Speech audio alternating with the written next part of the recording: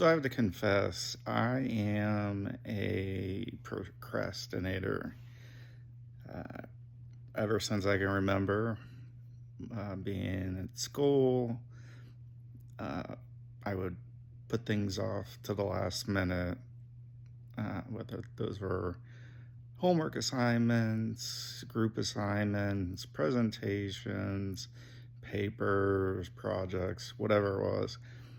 Uh, and I do the same thing now. Except sometimes it takes a little bit different form, like learning maybe a new song on my guitar. I'll uh, put off learning it until literally sometimes the maybe a day before I'm gonna need to play it, and that can be very nerve wracking. And that's something I think internally is how I'm built.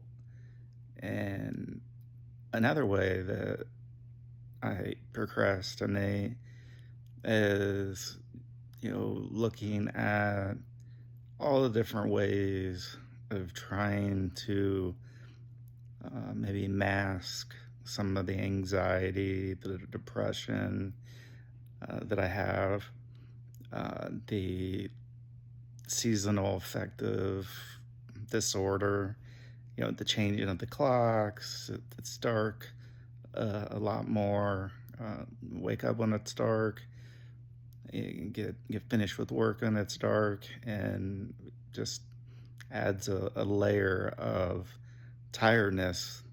And to somebody like myself, uh, dealing with depression and being down on on days uh, that's not really helpful. Uh, but I've been given a pretty good tool set, whether that's medication, whether that's therapy, whether that is or are different techniques of being in the moment and trying to process whatever that is, whatever thought that is.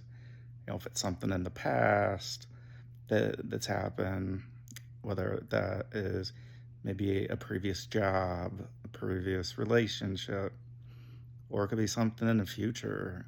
Uh, we have the holidays coming up, and that is a very stressful time, whether being around a lot of people, even if it is your family.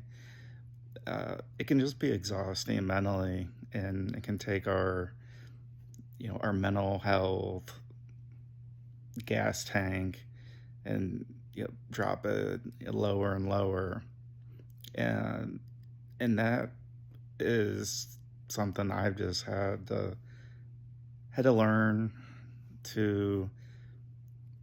I don't even know, manage it is right. I mean, we do the best we can, but it seems like sometimes, no matter what I try, how I try something new, uh, do something different than in the past.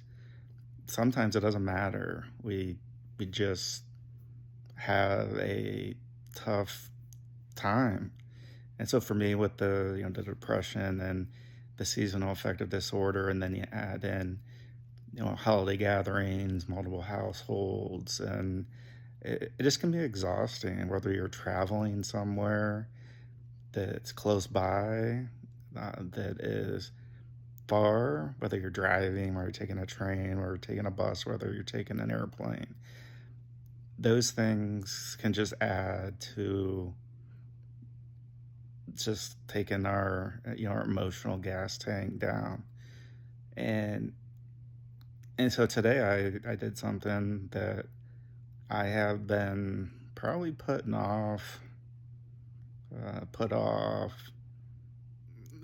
at least weeks and months of one of the coping mechanisms of taking thoughts, experiences, uh, guilt, and trying to process that. Well, how do you process it when you're not with your therapist or you're not in therapy? And medication is it's doing its thing, but it's not seeming to help.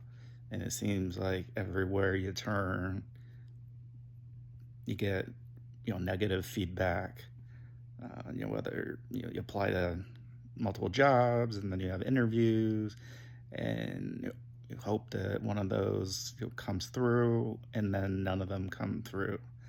Uh, could be meeting somebody that wants to join your organization or volunteer and have them take ideas that maybe we talk about intellectual property, things that, while they're ideas, in some things you can't you know feel and touch, those intangibles, uh, those can really wear on you, and it's worn on me. And it's just human nature, right? We're competitive. So the one thing that I've been putting off, I've read a lot about. I've been in conversations with my therapist again for quite a long time of a way to, and again, these aren't like 100% ways that things are going to work, that things are going to, like, oh, you try this one thing and that's going to work, or you try it this time and it works, and then you try it in a week or a month or a year and it doesn't work. And so we just have to have multiple tools.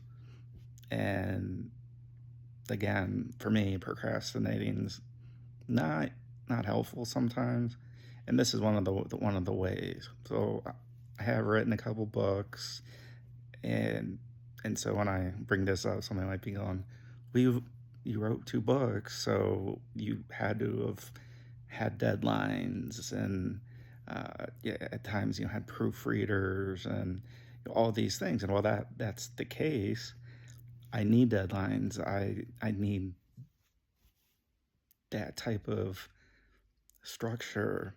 And so what I'm talking about is journaling. And journaling, you hear the word journaling. If you're a guy, you're like, yeah, I'm not going to do that. That's silly. I'm not going to write my thoughts down on paper or type them out. For me, I'm a paper, uh, pen and paper, pencil and paper type of person. That's just how I am for this exercise to work. And so that's what I did. I sat down, and in a matter of, oh, let's see, between a half hour and 45 minutes, I wrote a page and a half, just writing, with a pen and paper, uh, about feelings. And again, I look at that and I'm like, all right, that's goofy, that's silly. I'm not gonna, write about things. Okay, that's okay. Everybody's different. I'm talking about my personal experience and that of being a leader of Voices for Voices. And when I did that, I got a lot of things out of here onto paper, and didn't matter what type of punctuation I used, if I used any misspelled words, didn't matter. It was just taking things out of here and putting them somewhere else. And so I did that. So that 30 to 45 minutes, did that. And the beauty of it is we don't have to keep it. We don't have to show anybody. If that's something that you want to do, you can, but you don't have to. And so we're taking things out of here, putting on pen to paper, pencil to paper, and we can keep it or we can get rid of it. And I just want to say that I'm here to say that worked in the moment, and journaling worked for me today.